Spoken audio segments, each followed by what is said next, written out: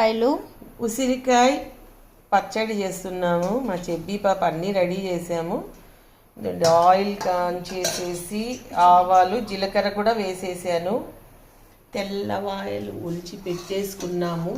ఇది వచ్చేసి జీరా ఆవాలు మెంతులు పౌడర్ చేసి పెట్టేసుకున్నాము. నెక్స్ట్ చూపించేస్తాను. వెల్లుల్లి, నెక్స్ట్ దాంట్లో పసుపు కారం ఉప్పు అన్నీ వేసేసింది. తర్వాత ఆ పౌడర్ మిక్స్ చేస్తున్నాము. ఇలా అన్నీ మిక్స్ చేసుకోవాలి. చేసుకున్న తర్వాత ఈ ఆయిల్ తీసుకొని కలుపుకుంటూ వేసుకోవాలి.